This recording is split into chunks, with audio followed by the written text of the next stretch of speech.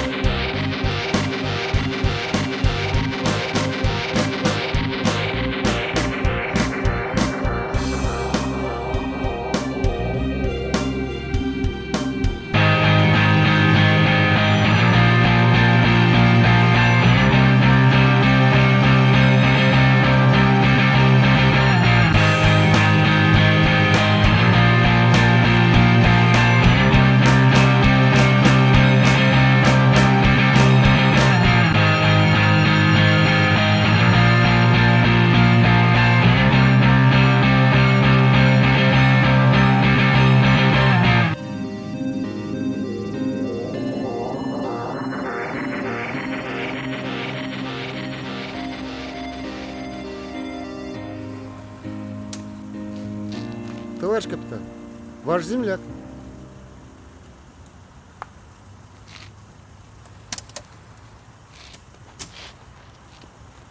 Живой?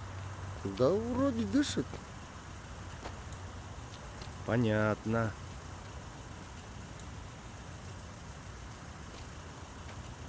Эй! Эй! Срочно вызывай скорую.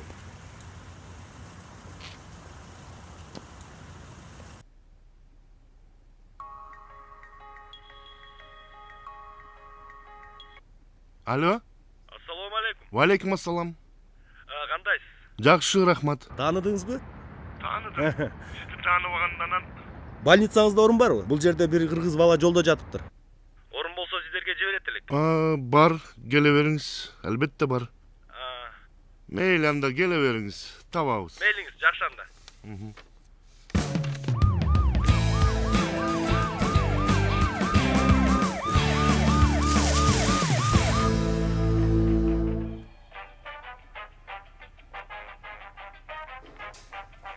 Саламатсыңарбы жигиттер?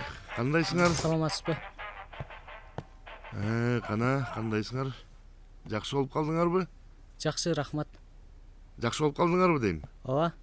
Кана көрөлүчү. Тамак ичпей жүрүп ашказаңда эч нерсе жок турбайбы? Мынчалык эмне кыйналдың? Атам каза болгондон кийин 3 жылдан кийин апам турмушка чыккан. Ошондо жаңы мектепке барууга туура келген. Анан ошол мектептен Азат менен таанышкам.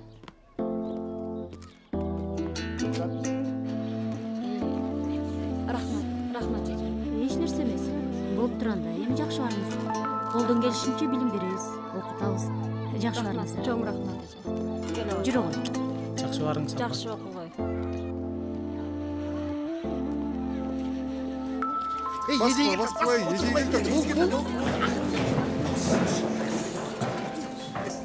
Анын аты Марат экен. Атасы өлүп калыптыр, 6 якташтан болот экен. Апасы жанагы биздин кою көп керимге тийиптир. Эми сабакка келбей эле керимдин көп коюн кайтарат турбайбы? Акмак десе. Эмне? Антип айтпа. Анын атасы деген чындыгы үчүн кылмышкерлерге каршы чыккан.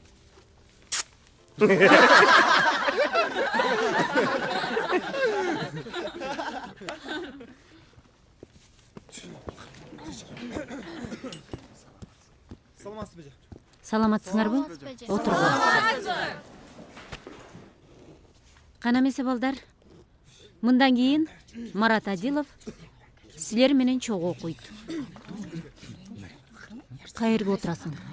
Эжей, Айта кой. Сапаров башка мектепке кетиптир. Эми келбейт экен. Отур. Кана Марат. Бул Айзат деген кыз. Жанына барып отур.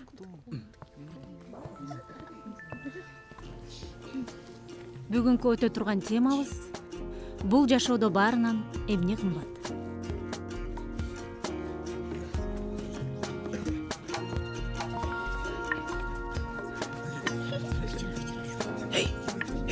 Атың ким? Капар. Марат.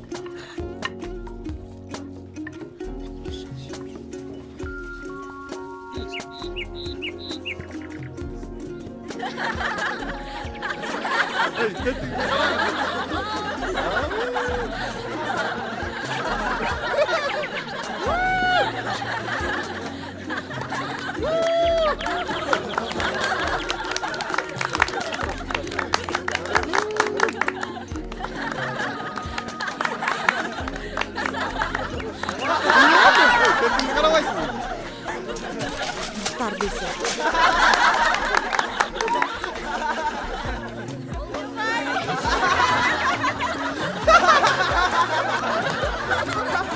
Olcavay benim düşüncan.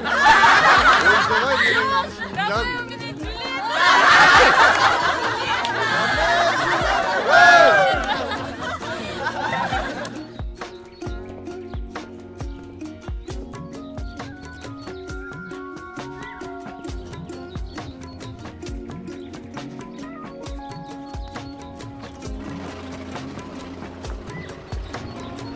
Сенин атаң жакшы адам болуптур.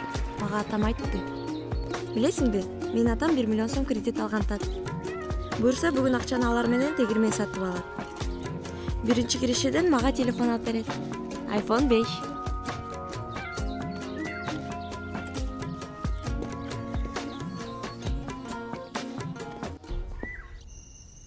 Ay, beri karakatın. Men sana kança жол айтамын. Балаң, Эмне болуп кетти? балаң окууну таштап туруп кой баксын.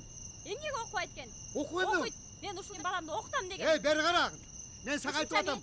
Окуганда эмне? Министр болуп кетет дейсиңби я? Окуйт дедимби, окуйт. Жок. Мен ушунча жашым бар, ушу балам окусын деп жашап келдим мен. Жалгыз балам болсо. Силер, Эмнеге окутпайт экен? силер экөөңөр келип, менин мага жалтыраганым үчүн мен силерди багып алгам. Мен деле иштеп атам го. Эмне кылып иштеп атасың? Окубайт сенин балаң. Кой бага. Окуйт. Не сага? Кой бер. Басыңба. Кандай катысың? Экөөңөр теги кууп чыгамын. Силер эми унутуп калдыңарбы? Мен силерди багып атамын. Эмне дейт дейди сага, я? Мен силерди багып атам. Дедимби, окуйт. Саламатсыңарбы? Саламатсызбы? Отургула. Айзат келген жокпу? Эже, анын атасы 1 миллион сом алдырыптыр. Ошондон ал катуу ооруп калыптыр. Жаман иш болуптур. Эже анын атасын партнерлор кидайт этип кетиптир. Инсульт болуптур. Инсульт болуп төшөгө жатып калыптыр. 1 миллион сомду Айзат өзү төлөйт экен. Аны сага ким айтты? Атам айтты.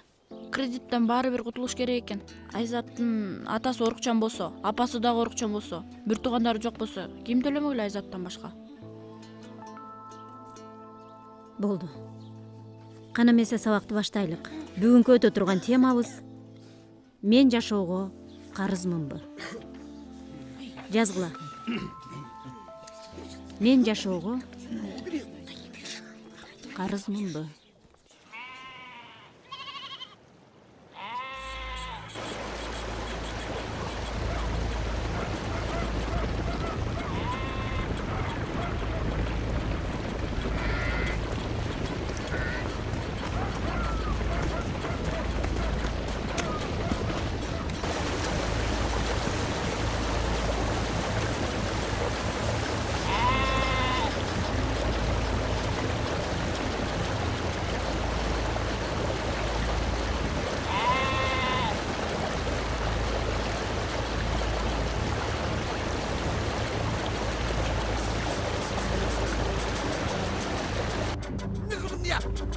Emne kıldın kosunu?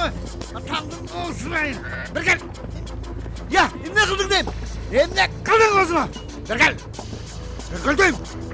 Toktalayım. Bir gel atandın kosunayın. Hey akmak. Ben sana kança jol ayttım bile. Oy ineğin durayın dese. Bir gel deyim. Токта дейм. Качма. Токта. Қандай ордуға тұрдайм. Мен сақа. Енең өкөңді мен қанша жыл бағам я? Енең өкөңөрді қанша жыл бағам мен сақа. Андан көрі, ұшы қозы өлгінші сен өлмейсің бі я? Ұшы қозының орнына сен өлмейсің бі? Қозы деген бұл деген ақша. Менден не күнә, ал өзі ағып кетті.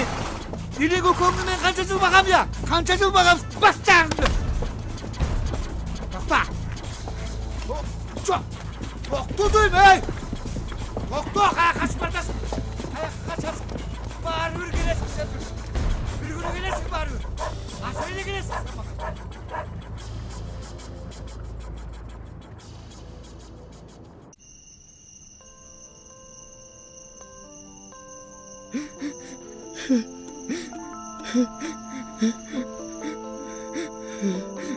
Ата, sen болсаң ұшы қордықты көрбейт елем ғой.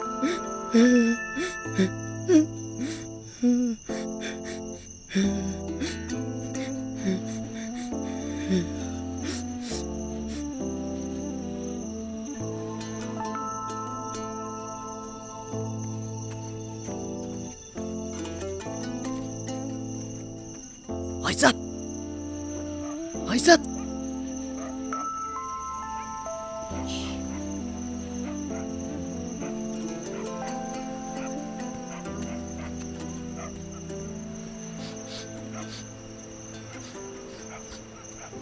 Маратым, не болду? Еш нерсе. Бетигим не Еш болду? нерсе болған жоқ. Айзат, мен кетишим керек болуп атат. Какка кетесиң? Неге? Шаарга. Айка барып эмне кыласың сен? Керек. Кетишим керек. Качан кеткен атасың сен? Азыр. Неге? Айка барып эмне кыласың сен? Үйдөгүлөр менен батыша албай. Кыскасы кетишим керек болуп атат. А менчи? Мен эмне болом? Бирок сен коркпо. Мен шаарга барып иштейм. Иштеп сенин акчаңды, карзыңды кайтарып бергенге аракет кылам. Кош бол. Марат. Марат. Марат.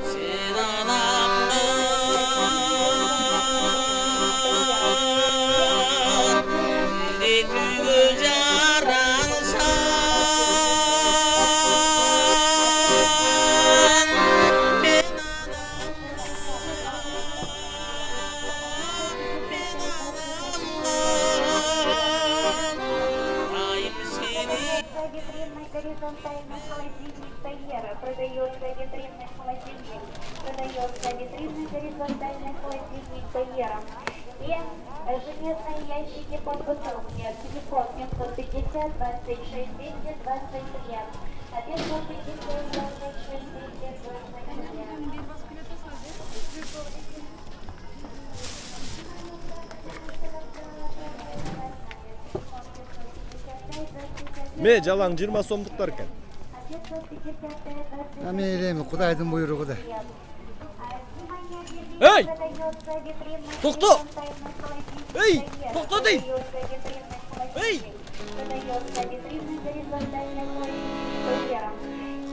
Ай чөткөн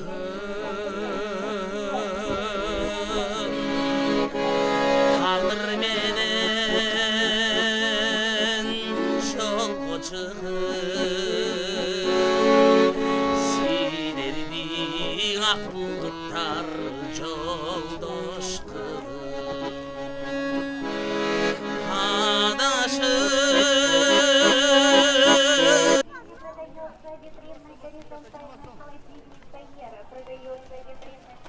Саламатсыңарбы? Саламатшылық. Кыякчан көзү сокур кишини көргөн жоксуңарбы? Жана жүргөн моякка кетти окшойт. Тет Рахмат. Салам алейкум. Алейкум салам. Кыякчан көзү сокур ырчыны көргөн жоксуңарбы? Билбейм, ушул тегеректе жүргөн.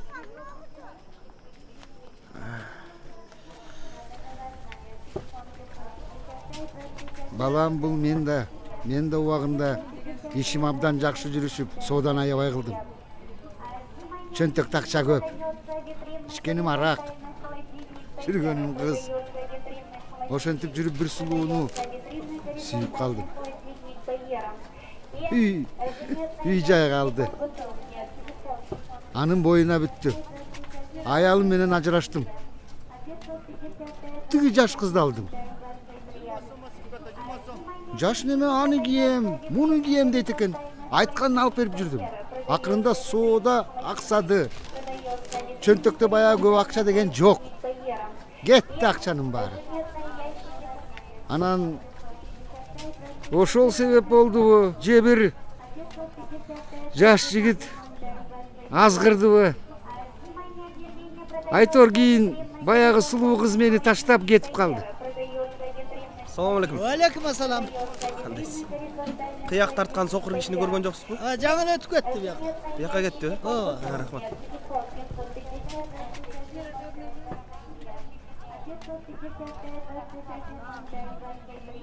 Ошентип бардыгынан ажырадым. Ата!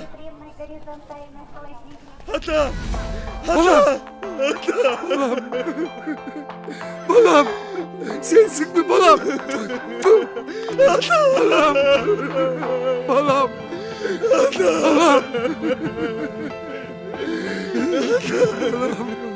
Küçüğüm.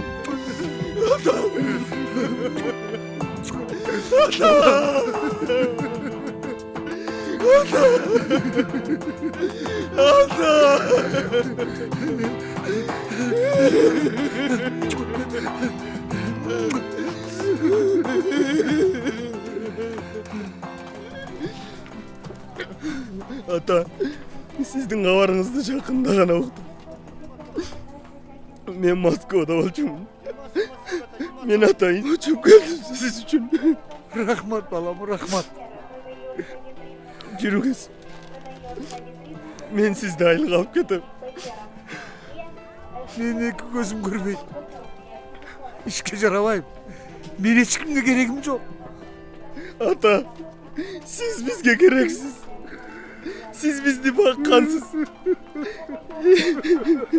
Evi biz sizni bakamız. Ben özüm bakam. Balam. Apaklar kanday? Жақсы. Siz de alıp gelgile degen. Şun öyle mi? Şun öyle. Al sizni kütüp жүргөн. Baykuşum. Tırmakтай кезде тағышқан, тегірім қошқан тегімелі. Ақмақмын.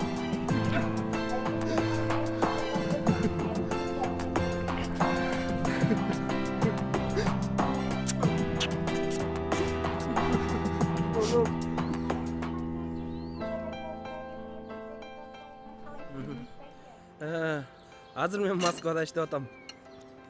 Жашап, эми келип тамды салдым. Азаматсың. Машина алып. Рахмат. Рахмат. Ошо, иштерим жүрүшүп атат. Рахмат. Кудайга шүгүр. Бардыгы жакшы. Азаматсың балам. Москвада жүргөнүңүзгө канча болду? 5 жылдай болуп калды. Рахмат. 5 жыл? Москвага кантип барсам болот? Жол кире канча болот? Сен Москвага баргың келип атабы? Ооба. Айзаттын каршысынан эртерээк кутулат элем. Ошон үчүн Москвага барышым керек. Андай болсо экөөбүз иштеп, акчаны табабыз. Жок, кереги жок, рахмат. Мен дагы сага колдон келишинче жардамымды берем. Айзат экөөбүз сүйлөшүп жүрөбүз. Азыркыга чейин телефон чалып турат. Мен Москвага Айзат үчүн келгем.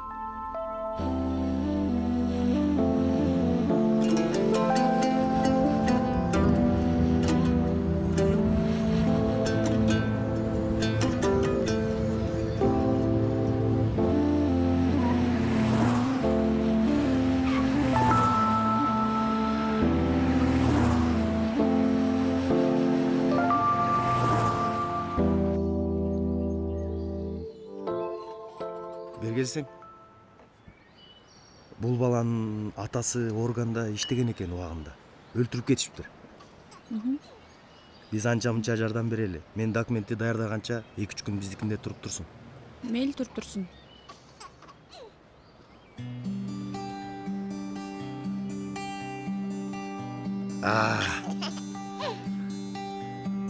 Улан, Адина, Индира. Байкеңердин аты Марат. Байкеңер биз менен жашап турат. Жакшылап коноктогула. Макулбу? Макул ата. Мен барып, апама жардам берейин. Бара кой.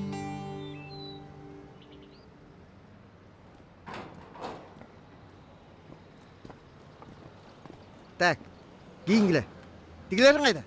Кеткен тияка. Кетиштиби? Ооба. Барып туруп Кремлдин тегерек четин шыпыргыла. Мен аз барып бирөөлөр менен жолугуп, миллиондорду алып келем.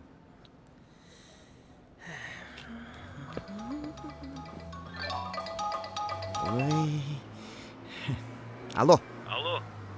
Таке кандай? Жакшы. Биякта бир кыргыз жердешибиз бар. Кыргызстандан болот. Жардам берип койчу. Хорошо. Мейли. Жумушка орноштуруп, жайгаштырып кой. Шапка, мапка деген укпайын. Түшүндүңбү? Сиз айтсаңыз табабыз да. Ой, энең дурайын мен, блин. $500 шабашкадан айрылдым, блин. Мейлем, башка жактан чыгарып алам. Эй, токто. Өлүп баратасың, чогуу барабыз.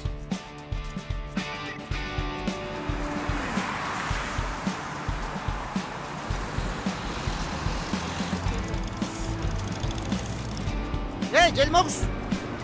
Бергел. Могөңөр чогуу иштейсиң. Тааныш бол. Марат. Капар. Кандай кылышты, тазалап шыпырышты жакшылап үйрөтүп кой. Жакшылап үйрөтүп кой, уктуңбу? Бүттү? Эми экөөңөр тең иштейсиң. Эми шыпырганды сага үйрөтмөк белем. Билесиңдер. Тетиги жактан баштап бул жакка чейин экөөбүздүн территориябыз. Тээ жакка чейин шыпырабыз.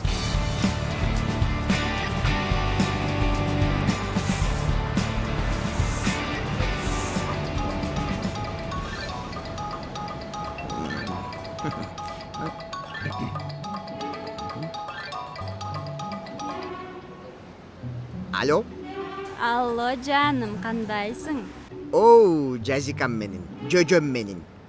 Эмнегедир кечээ кечинде телефонуңуз өчүп болду го? Важный проблемалар менен, важный персоналар менен жолугуп жүрөм. Кремльде.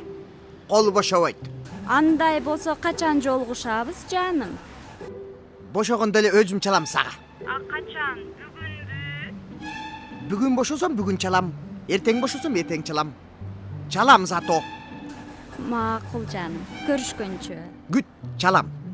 Жди меня, жди, и я вернусь. Сен менин кара жанымсың го.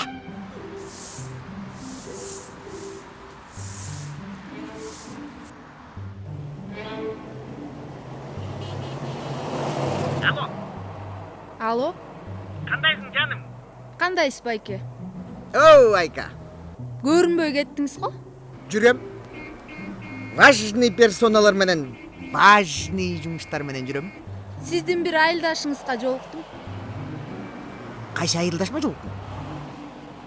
Сиз Кремльде иштебей эле жөнөкөй дворник турбайсызбы? Зато Кремльдин астында иштеп жатам да. Я, Мына могу Кремльдин үстүндө турам. Мосттун үстүндө турам. сиз үйлөнгөн жокмун дебедиңиз беле? Бир эмес 2 жолу үйлөнүп турсуз. Эми үйлөнгөнгө тренировка кылгам да. Спортсмендер деле тренировка кылып анан олимпиадага барып атпайбы? Мен деле тренировка кылгам, кандай болот экен деп. Эми точно үйлөнөм, серьезно үйлөнөм. Тренировка кылып жүрө бер анда. Экинчи чалба мага. Энең турайын, пробка. Эй!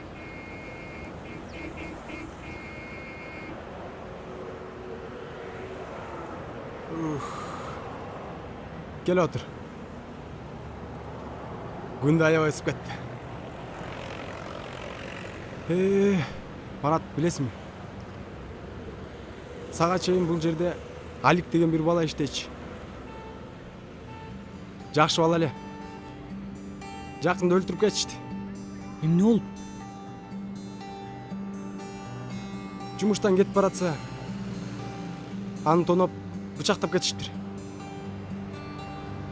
Үй ата. Байкуш, эки баласы жетим калды. Биякта иштеп, дискотекаларга барбай, ойнобой, акчасын баарын үйгө жөнөтчү эле.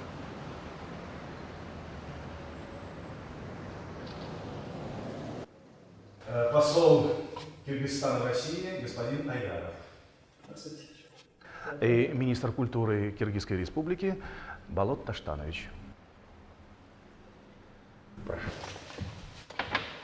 Как ваши успехи? Хорошо, все нормально, спасибо. Ну, пожалуйста. Уважаемый Алексей Иванович, позвольте передать вам официальное ходатайство кыргызского правительства о выделении помещения в Москве для открытия Кыргызского культурного центра, так как число кыргызов, живущих в России, достигло 1 миллион человек.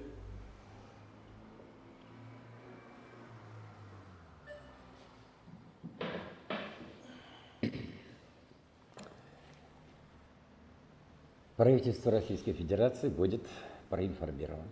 Спасибо.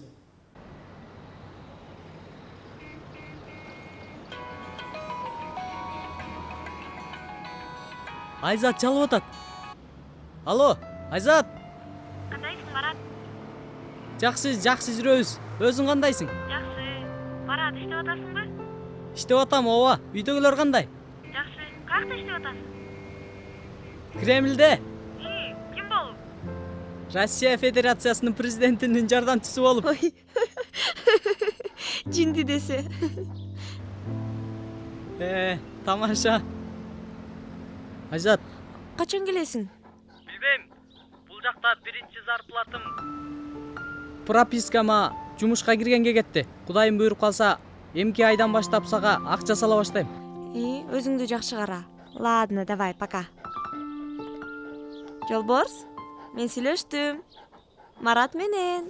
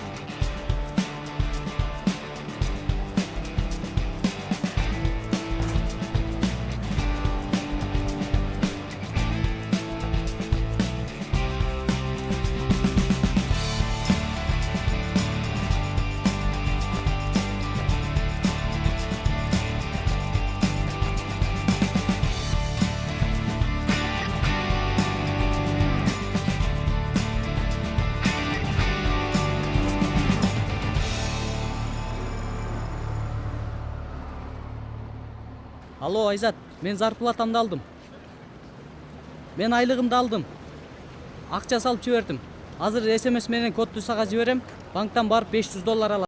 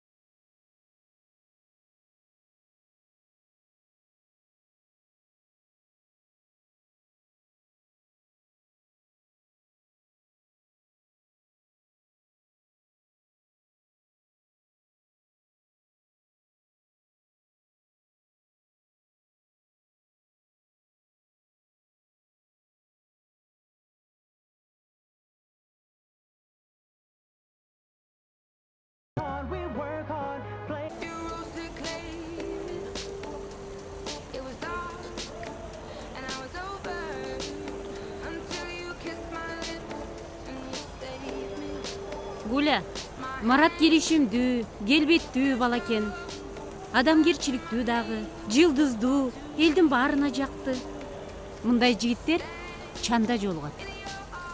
Абдан жакшы бала экен. Мага да жакты. Эми атасы жок. Кедей. Бул убактылуу жокчулук. Өзү аракетчил, баш иштеген бала экен.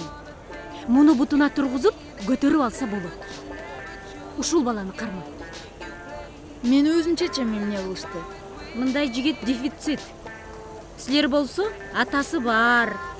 Крутой жигиттерди каалайсыңар. Андай жигиттер атасы эмне десе ошону кылып, сөзүнөн чыкпайт, акчанын да баркын билишпейт. Амараттай аракетчил жигиттер бактылуу болушат. Эже, сиз эмне деп атасыз? Мен түшүнбөй атам. Соп-сонун түшүндүң. Мен байкап жүрөм, Гуля. Азыркы учурда сен аны көзүңдүн кыйыгы менен карап жүрөсүң. Сен аны аяйсыңбы? Мен сага жардам берейинби? Кантип? Сүйгөн кызычы? Сен аны өзүңө тартып, бир жакка чакыргын. Калганын өзүм бүтүрөм.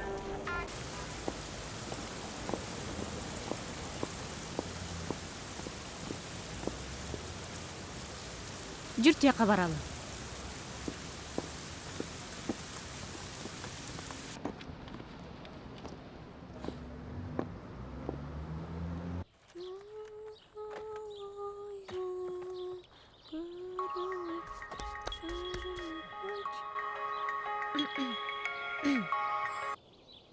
Алло, Марат. Айзат, саламатсыңбы? Саламатчылык. Айзат, мен Москвадан чалып жаттым эле. Мен Мараттын эжеси болом. Марат кандай? Жакшыбы? Ден соолугу кандай? Жаман. Ага, эмне болду? Ооруп жүрөт. Байкуш азапты, кыйынчылыкты, кичинесин Эмне көп тартып, ден соолугун эрте бузуптур. өзүң деле уккан чыгарсың. Бул жакта акча табыш аябай кыйын. Айзат, айланайын. Мен сенин апаңдай болбосом дагы Улуу эжеңдей боломун. Турмушта далайды башымдан көргөнмүн. Мен сенин сүрөтүңдү көрдүм. Татынакай кыз экенсиң. Көздү мончок жерде калбайт дегендей. Эртең эле сага крутой жигиттер жайнап жармашат. Коңузчу эже. Сен Маратты сүйөсүңбү? Ооба. Андай болсо, катуу тийсе кечирип кой. Так что иймейген байкуш жетимди кыйнабастан сен анын бул жакта тарткан азап тозогун көрбөйсүң, билбейсиң. Ошон үчүн түшүнбөй жатасың. Сен мындай кыл, Айзат. Номериңди өзгөрткүнүң дагы Байланышка чыкпагының. Түшүндүңбү? Мейли анда, жакшы кал.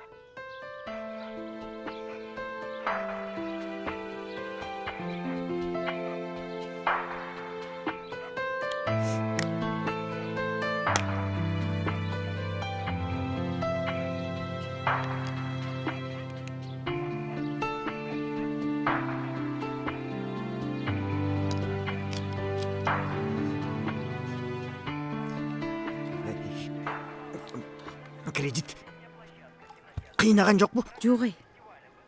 Кечкени жатышат. Эми алардын деле адамгерчилиги бар адамдар да. Анда жакшы. Аба, аны ойлобоңуз да. Ден соолугуңузга зыян. Кантип ойлобойсуң? Ден соолук жакшы болгондо ал дерди кыстырмакмын. Эми аларды Кудайым өзү эсебин табат.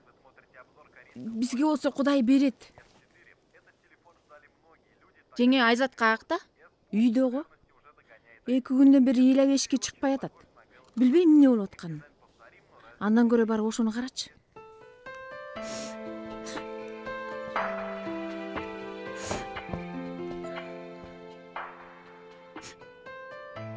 Эй, эмне?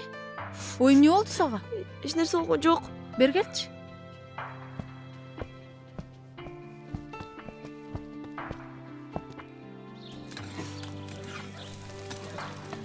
Эй, эмне болду сага? Эч нерсе. Эмне акча жөнүндө ойлоп атасың дагы эле? Жок. Ой, эмне жардам керек эле? Жардам беребиз да. Эмне болду?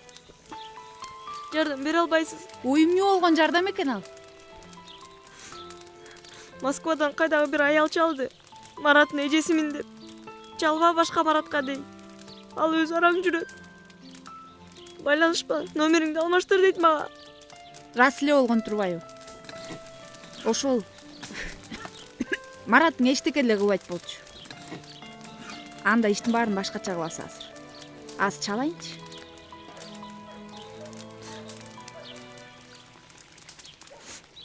Алло? Кандайсың ой? Жакшы. Жумуштасыңбы? 1-2 саатка чай ичкенге келип калбайсыңбы? Чай ичип кетпейсиңби үйдөн келип?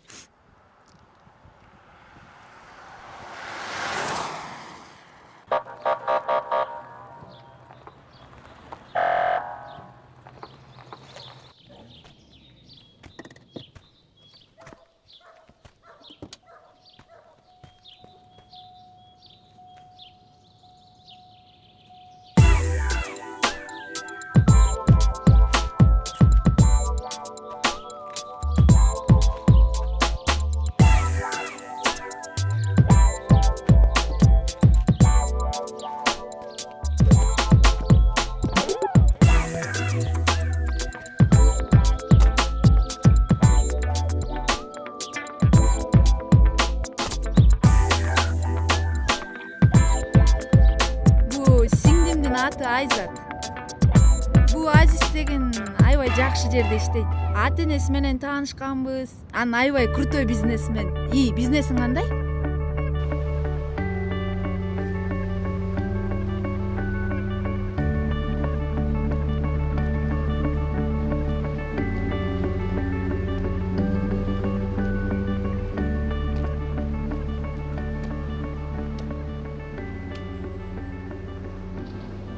Марат, сен али жашсың.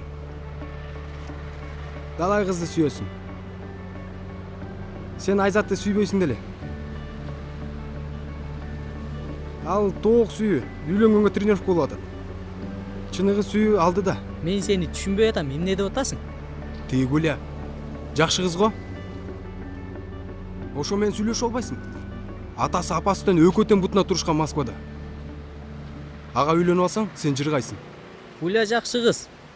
Бирок мен Айзатты сүйөм. Түшүнсөң, Марат, сезим болуш үчүн курсак ток болуш керек. Марат, курсагың ачык болсо, каяктагы сүйүү? Турмуштун айынан канча деген адамдар ажырашып жатат. Мына мен 24-кө чыктым. Үйлөнөйүн десем корком. Каякта жашайм? Үйүбүз жок. 2-3 жылдан балалуу болом. Аларды ким багат? Кедейчиликти жеңсе болот, досум. Марат, болот. Убакыт өтүп атпайбы?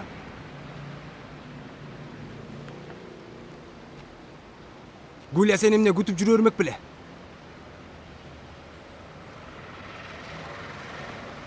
Айзат телефон албай жатабы? Аны каяктан билесиң? Акташтык чоң бизнесмен менен жүрүп алыптыр. Эмне? Крутой бизнесмен Азиз менен жүрүп алыптыр дейм.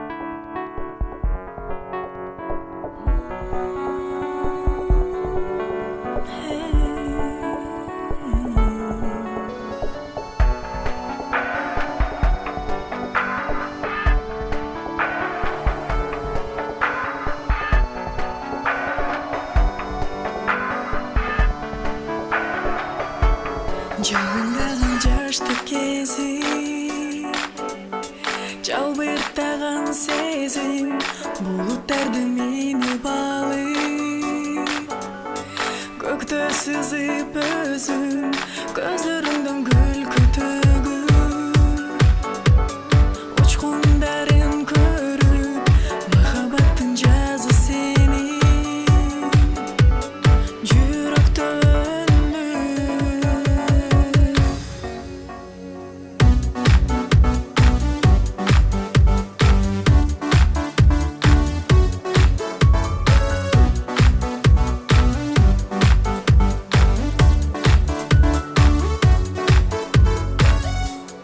Жауындаған жаштық кезім, жалбырттаған сезім, бұлттарды миніп алып, көкті сызып өзің, көздеріңдің күлкі төгіп, ұшқындарын көріп, махаббаттың жазы сенің, жүректі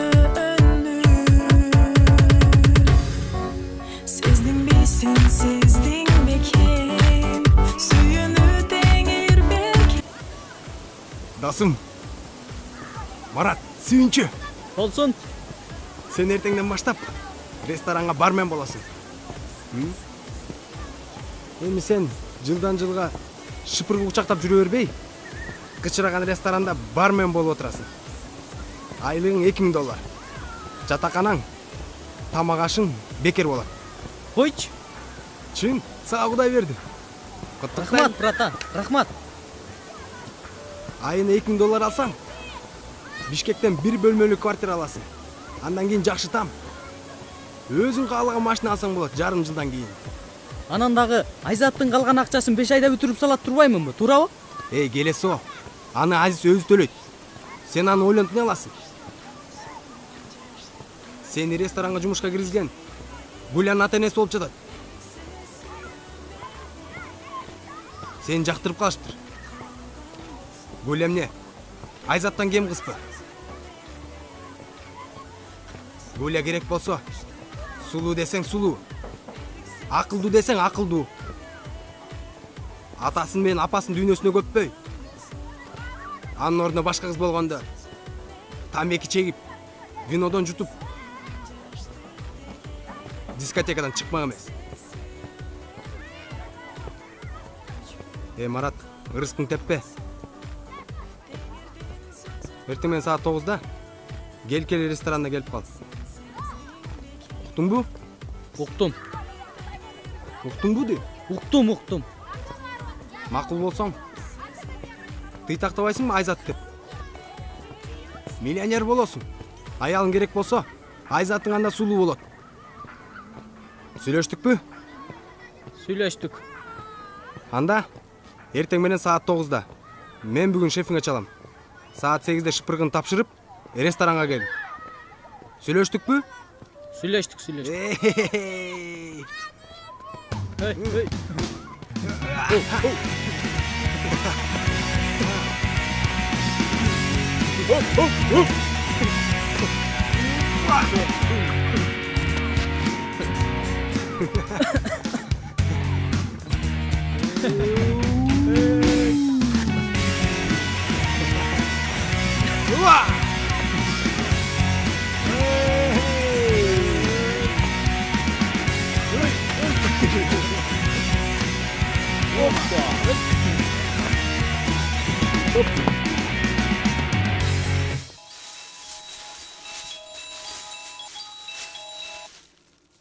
Алло, Кандайсың? жакшы.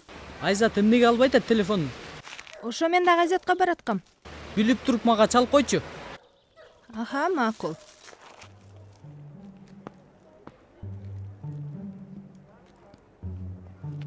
Алло, Такен. Кандайсың? Болот да. Сен үчүн болот да, алтыным. Жанымга менин. А качан бошойсуң? Эми бошогондо өзүм чалам да сага. Ооба да. Атайдап машина.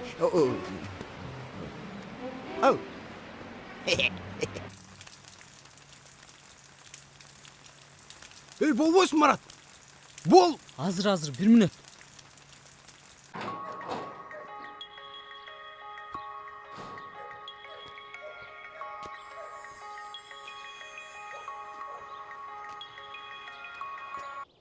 Алло, Эмне албай аттың, Айзат? Марат, эжең чалды. Мен үчүн кыйналбай эле койчу. Бул сен үчүн эмес. Бул сүйүм үчүн. Мен сени сүйөм, Айзат. Мен да сени сүйөм, Марат.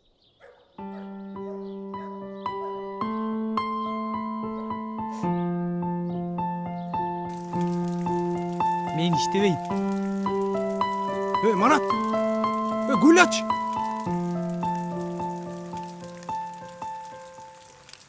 Гуля сага жагабы? Жагат.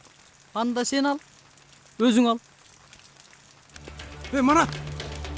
Марат.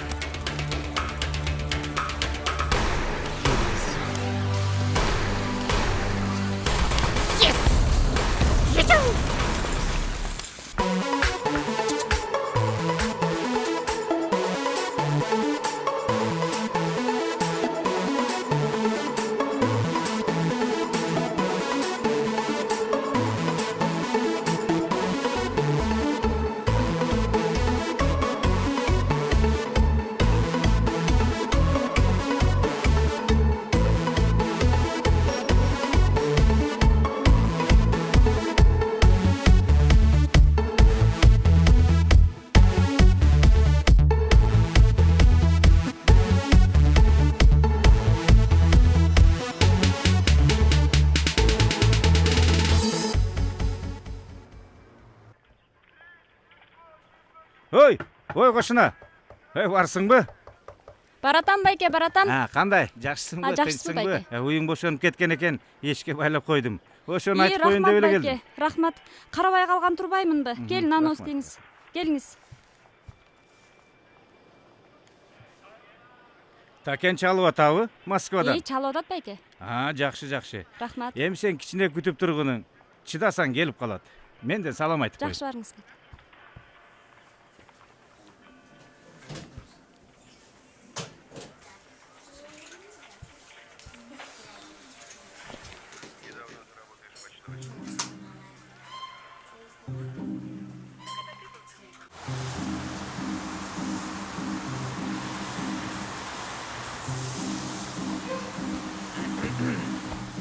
О, моя красавица!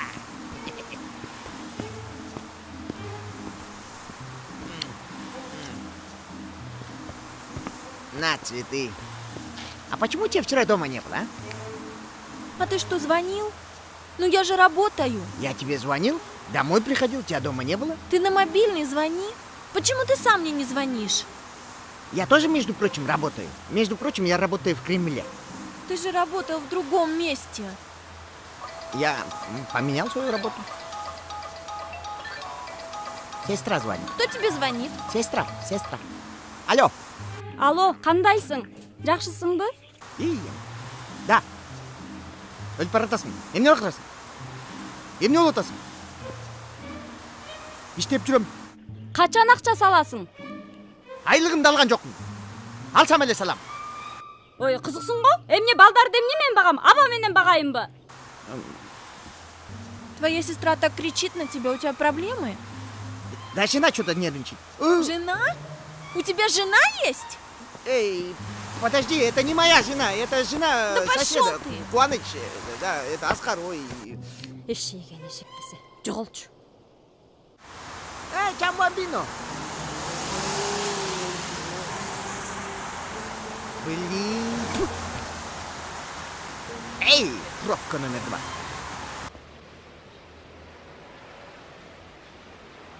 Григорий Иванович, не болейте, хорошо будете видеть. Желательно недельку не снимайте очки. Доктор, спасибо вам большое. Знаете, вы отличный доктор. Послушайте, давайте мы снимем про вас прекрасную передачу. Большое спасибо. Но есть один человек, про которого можно снять передачу.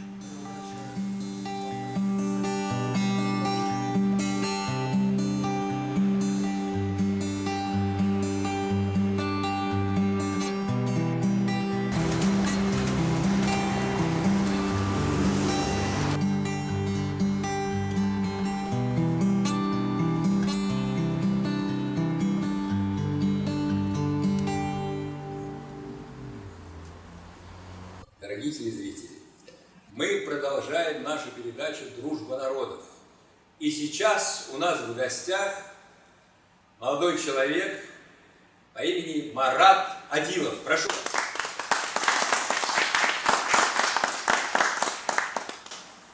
вас. Скажите, пожалуйста, откуда вы приехали? Из Кыргызстана. Когда?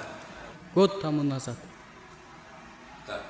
Сколько денег вы выслали на родину в течение этого года? $6000. Родители? Нет, Айзатке одноклассница. Странно, почему?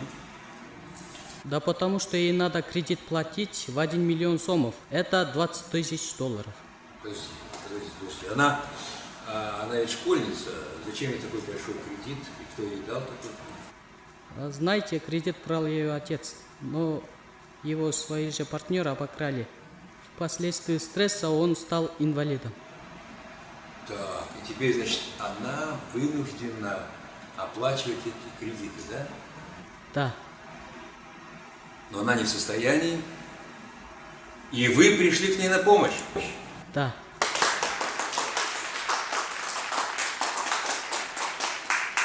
Бросили школу?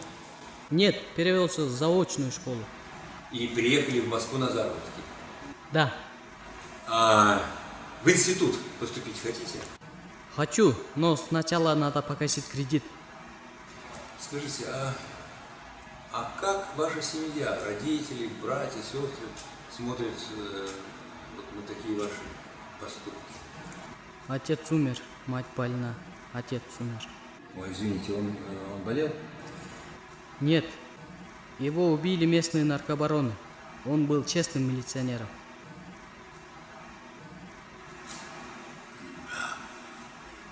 Печально. Значит, вашего отца убили, отца вашей одноклассницы, можно сказать, ограбили мошенники, и в результате он стал инвалидом. Выходит, что в вашей стране правят беззаконие и несправедливость? К сожалению, выходит так. А вы бы хотели бороться с этой несправедливостью? Да, и как только погашу кредит, я поступлю на юридический факультет МГУ. Вот видите, друзья, вот это настоящая любовь. Вот так любят молодые люди из Кыргызстана. Браво, браво, браво. Ради любви они готовы пожертвовать абсолютно всем. В конце нашей передачи я хочу обратиться к бизнесменам и вообще ко всем добрым людям. Давайте поможем этому молодому человеку расплатиться с кредитами, поступить в институт и как можно скорее начать бороться с несправедливостью и беззаконием.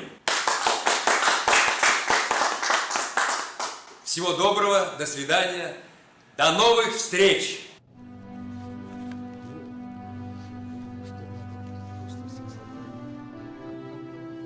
Урматтуу туугандар, бүгүнкү чогулганыбыздын себеби бул жерде Аксакалдар кеңешинин өкүлдөрү отурат. Москвада иштеген коомдук уюмдарынын жетекчилери, кыргыздын диаспоранын активисттери отурат. Негизги бүгүнкү талкуулай турган маселе биздин кыргыз жигитибиз жөнүндө. ОРТ каналынан абдан маңыздуу, абдан жүрөктө өтө турган тема боюнча көрсөтмө болгон. Ошол программанын катышуучусу биздин арабызда, биздин инибиз Адилов Маратбек. Таанышып коюңуздар. Кымбаттуу туугандар, мына азыркы талкуулаган маселе боюнча ой пикириңерди бөлүшүп кетсеңер.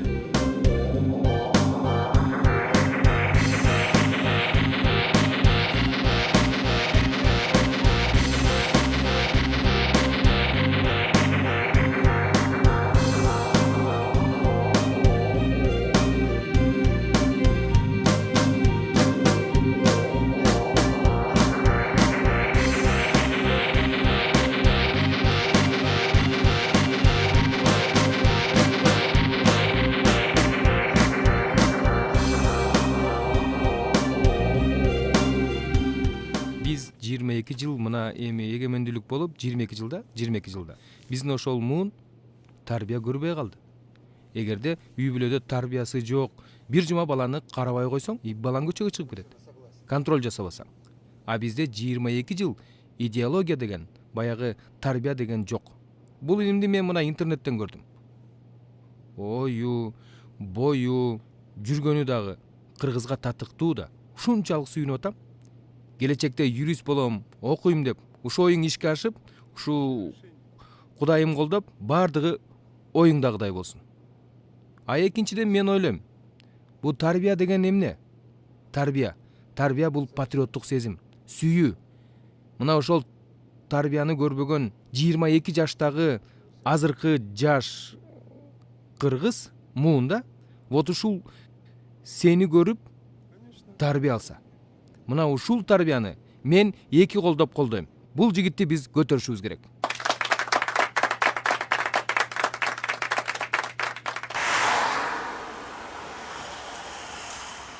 Всего 20 лет назад в Москве проживало 1500 кыргызов, а на сегодняшний день уже проживает около 1 миллиона. А что тут особенного? Старательный, порядочный народ. Вон, посмотри, какой молодой, обаятельный парень. За любовь все отдаст. Молодец. Кстати, в Москве киргизы открывают культурный центр. Вот меня на презентацию пригласили. Я много раз бывал в Кыргызстане. Какая замечательная страна. Особенно если Коль, незабываемые впечатления, незабываемые. А вы все революции сейчас совершаете. 2 президентов выгнали. Ох, и горячий народ вы, киргизы. Мне не до революции. Ну да, молодой человек, тебе не до политики, у тебя своих проблем хватает. А ты знаешь, почему я тебя пригласил? Нет, не знаю. Вчера видел тебя в телешоу, хочу вам помочь. Я перечислю тебе, вам, $20 000. О, огромное спасибо, это большие деньги. Но $6000 я уже нашел и отправил Айзатке. 4000 она сама нашла. И там только остается $10 000. Я хочу помочь вам, всем молодым, влюбленным, так же, как ты. Не знаю, как вас отблагодарить. Думаю, что у вас будет еще возможность отблагодарить тех, кто любит так же, как любите вы. Молодец, желаю тебе счастья. Спасибо большое, до свидания. Авиакомпания Кыргызстан деген уккандырсың. Ошол компаниянын директору болом. Ооба, билем. Кабарыңды интернеттен окуп, биз дагы ушул коллектив менен кабатыр болуп, тагдырыңа жардам берели деп чечтик. Каражат жагынан кайрылышабыз. Андан сырткары Москва Бишкек багытында биздин самолеттор учат. Ошо самолетко бекер билет берели деп чечтик. Уважаемые телезрители, если вы помните, на прошлой передаче мы здесь встречались с молодым парнем из Киргизии, который, чтобы спасти свою одноклассницу, бросил школу и приехал в Москву на заработки. На нашу передачу откликнулось довольно много людей из разных точек планеты. Так, Марат? Действительно. И что это за люди и откуда? Через интернет ко мне обратились несколько сотен человек. Все готовы помочь. Из всех точек России, Кыргызстана, Казахстана, из Парижа, из Саудовской Аравии, из Израиля. Даже из Израиля! Какие вы молодцы! Спасибо вам всем, спасибо. Да, действительно, большое спасибо вам всем. Так, и сколько денег они прислали? Около $300 000. О, так это почти 10 миллионов рублей.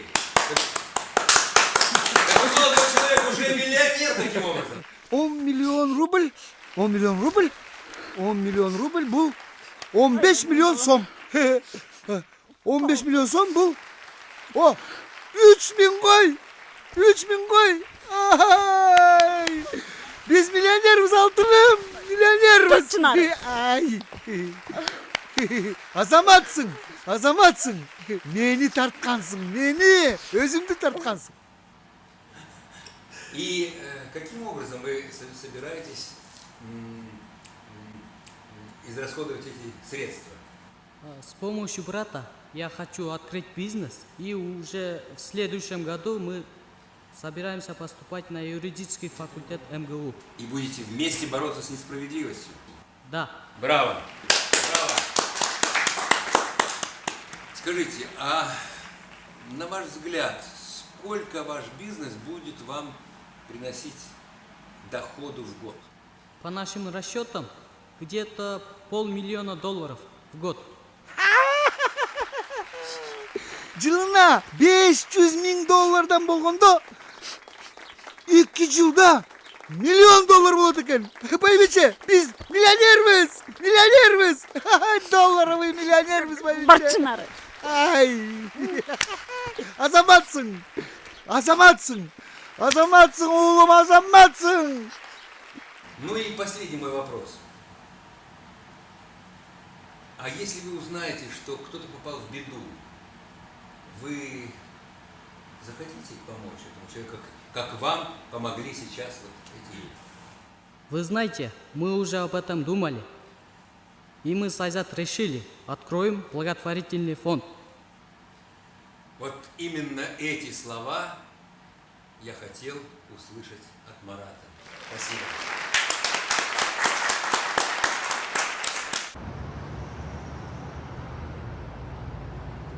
В честь открытия Кыргызского культурного центра в Кыргызстане, в Москве, разрешите выразить благодарность правительству Российской Федерации от имени кыргызского народа и лично вам, Алексей Иванович. Большое спасибо. Поздравляю. Спасибо. А у нас минута отдыха. Дорогие друзья, в Бишкеке давно существует культурный центр России. И сейчас открылся культурный центр Кыргызстана у нас. Чтобы эти два культурных центра, как два цветка, расцветали на клумбе наших дружеских отношений.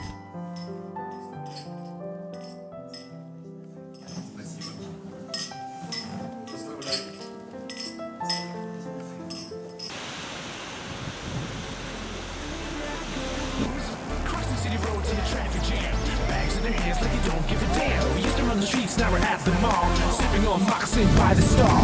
See me drinking ton on the boulevard, laughing at the passing boys acting hard. Coming right up to a club near you, short skirts, tight jeans, without a clue. Y'all knew back this girls look so pretty because they come from Bishkek City. Bishkek, love ya, you got my back, I got you. Bishkek, my world, be with you until I'm old. Bishkek, my town, perfect places all around. Bishkek, I'm yours, ain't no city can come close. 1, 2, go. The beauty of the Virgin Mary, you're my lady, I'm your man. Take a stroll down the avenues, gorgeous panoramic views. Everything I know I'm learned from you. Урматтуу президент, бул материалды окуп көрсөңүз.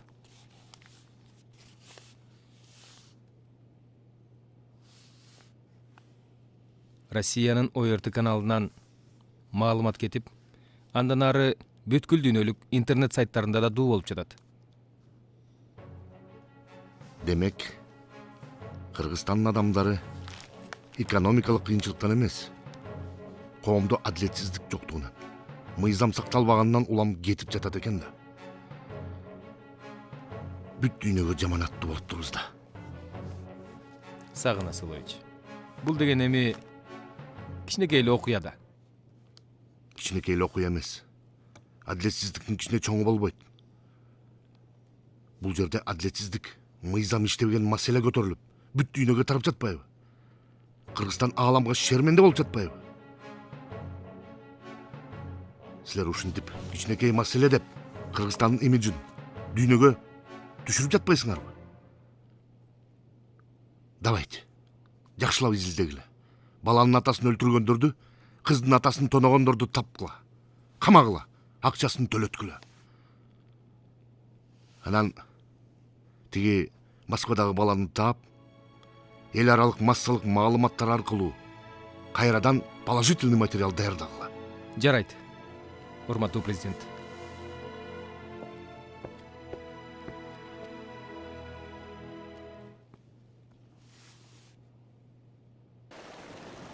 Москвадан Марат Абылов деген бала жөнүндө президентке жетиптир.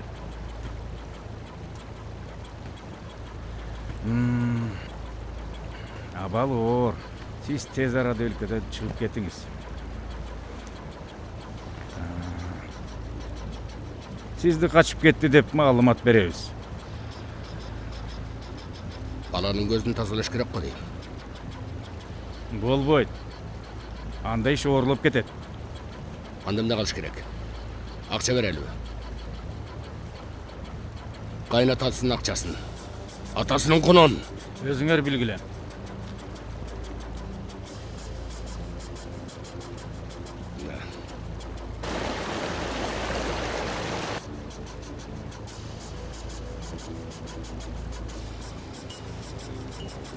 Албай койду акчаны. Иттин баласы. Жакшылыкча түшүнбөйбү? Атасынын аркасынан жөнөткүлө. Кантип? Ал жалгыз каршы жылбайт. Айланасында дайым эл.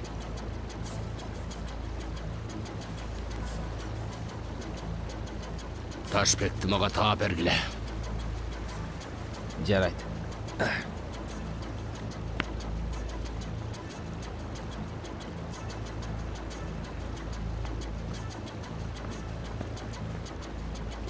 Gel Taşbek, otur.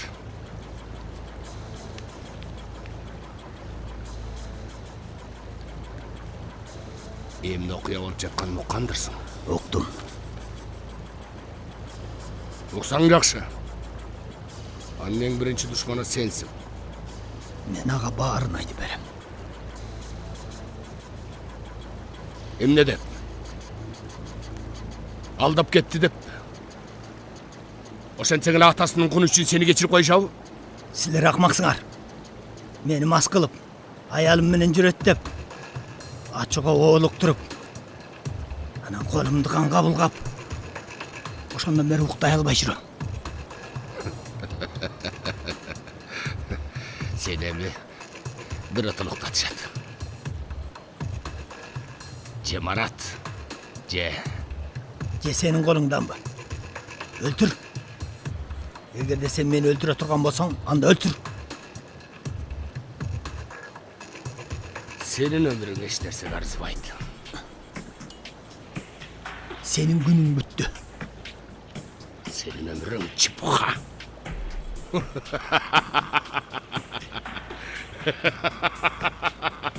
Азыр күрөктү бассам, бүттү. Аялың, балдарың.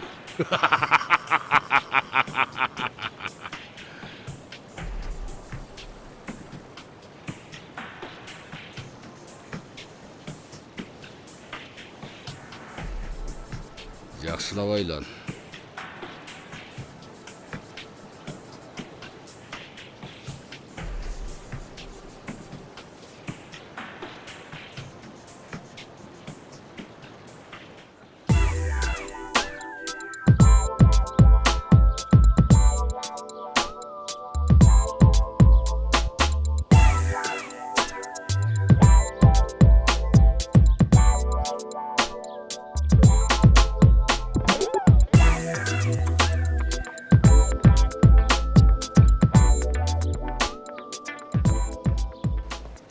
Сенде уу калды беле, атасынын аркасынан жөнөтөйүн.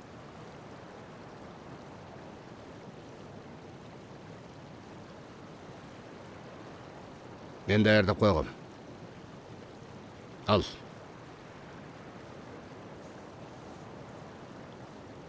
Мен бүтүрөм. Шеф. Сизге. Мен сага ишенем.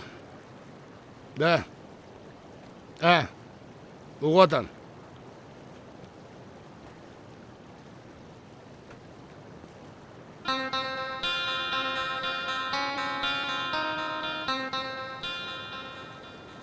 мейли анда.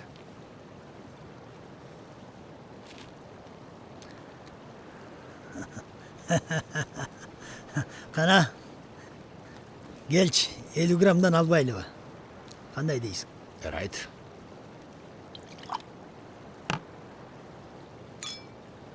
Кана, аппак Алыбей. Азаматсың.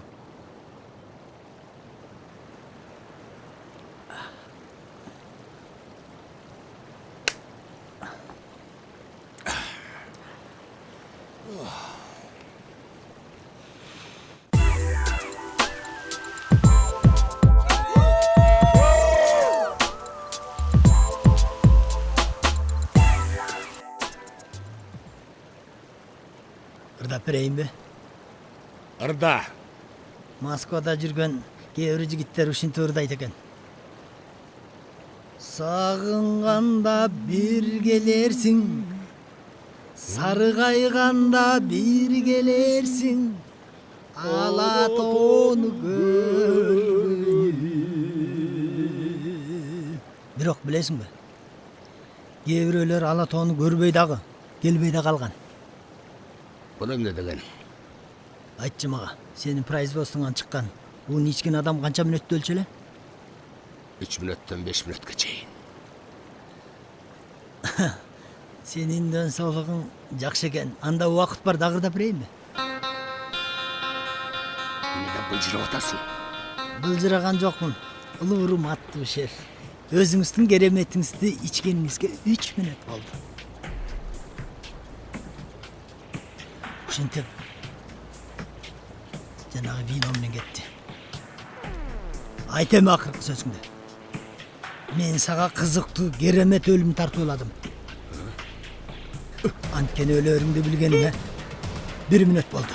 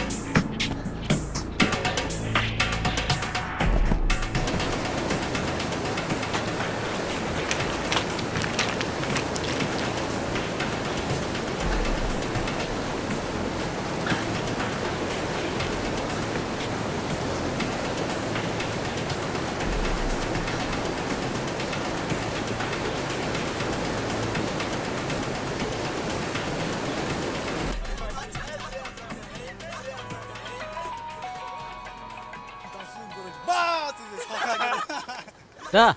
Алло. Марат. Алло. Азыр 1 мүнөт. Алло. Мен Ташбек. Марат. Мен Карабаевди өлтүрдүм. Карабаев? Сенин колуң булганбасын деп, жаркын келечегиң бузулбасын деп, мен ага уу берип өлтүрдүм. Анан эсиңде болсун. Мен Сен үчүн өтө чоң жамандык жасадым. Бирок ошону жуйын деп, кичине болсо да иш жасадым, Марат. Түшүнчү. Сен атаңды мен өлтүргөн. Анткени ал жаштыкта мен мас кылышып, сенин аялың менен жүрөт деп мени алдашкан. Кечир мени, кечир. Мен алдандым, мен алдашты. Түшүнүп атасыңбы? Алар алдашты, масчылыктан, алдангандыктан ушул ишке бардым. Жолдош генерал. Карабаевди Адилов заказ кылып жүрбөсүн. Жаш болгону менен анын акчасы көп да. Аны тезинен кармап, жакшылап обработка кылыш керек. Эртең Москвага баргандан кийин дагы Кыргызстан жөнүндө жаман пикир калтырып жүрбөсүн.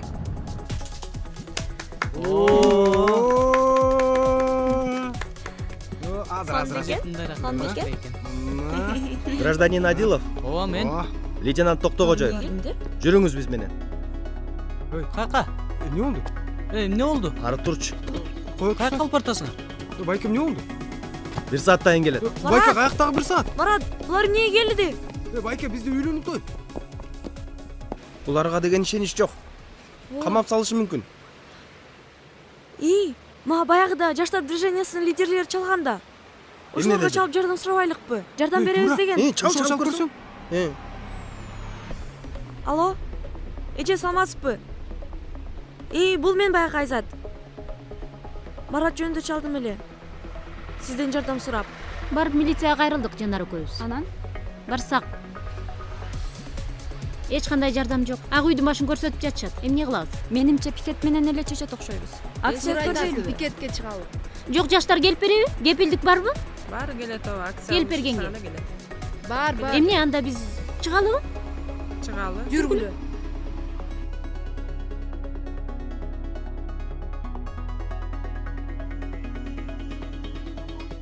Эмне болду? Досторуңарга чалдыңарбы? Баары менен байланыштыңарбы? Ай, биз мына ак үйдүн алдында турабыз. Адилов Маратты камап койгон турбайбы? Ооба, жаштар чогулуп атабыз. Келгиле, баарыңар келгиле. Байланыштыңарбы? Ооба, сөз байланыштык. Ал жактан бардык информацияларды бермей болушту бизге.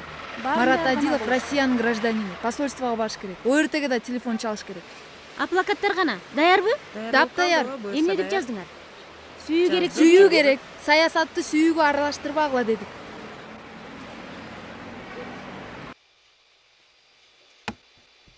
Жаз. Эмнени? Байке, эмнени жазам, айтыңызчы. Түшүнүк кат жазып бер мага. Мен Москвада болчумун, жаңы эле келдим. Менен жүрдүң, кайдан келдиң? Жазчы, башта урутпачы. Жаз. Алексей Иванович, можно? Да, проходи.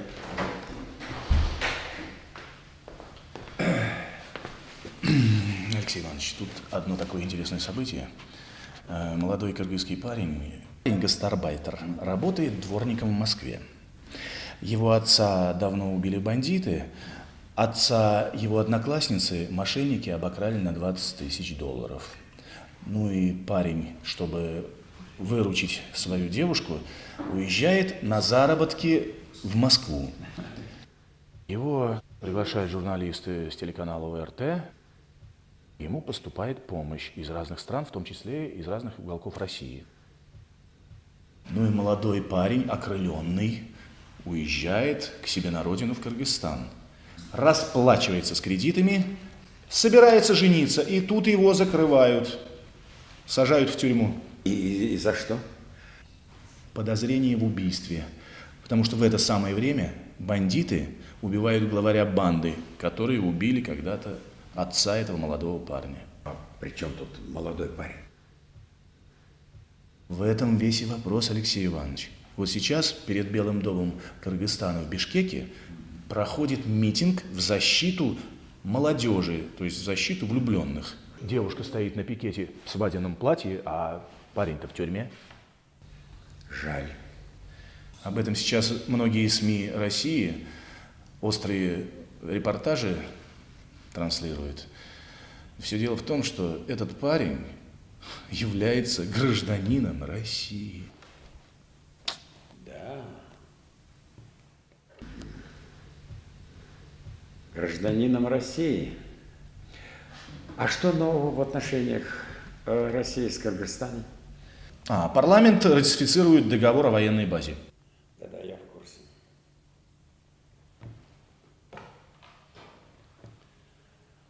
Чыгарыш керек Маратты. Саясат кереги жок. Сүйүү керек. Сүйүүнү саясатка аралаштырбаш керек. Туурабы? Маратты чыгаргыла. Алло? Сакен Асылович. Здравствуйте, Алексей Иванович. Сакен Асылович, нам известно, что ваш парламент начал ратификацию договора военной базы. Да, Алексей Иванович. Сегодня данный вопрос обсуждается в нашем парламенте. Сакен Асылович, мне доложили, что ваши правоохранительные органы арестовали нашего российского гражданина, молодого парня, кыргыза. Да. Мне тоже только что сообщили об этом. В СМИ муссируется информация, что в поддержку влюбленных пар Кыргызстана молодежь устроила акции протеста. Наверное, ваша революционная молодежь на этот раз намеревается организовывать переворот? Революцию любви? Да, у нас молодежь очень активная. В данный момент идет такая интересная, необычная акция. Я дал поручение соответствующим органам тщательно разобраться в этом и доложить мне. Все будет по закону. Сергей Анатольевич. Не забудьте, что он гражданин Российской Федерации. Сергей Анатольевич, и это самое главное. Очень серьезный вопрос. Вопрос любви. Сергей Анатольевич, это не политика. Это любовь. Да, Алексей Иванович, любовь – это очень важный вопрос. Я бы даже сказал, международный, государственный. Очень важный вопрос. Да, Сергей Анатольевич.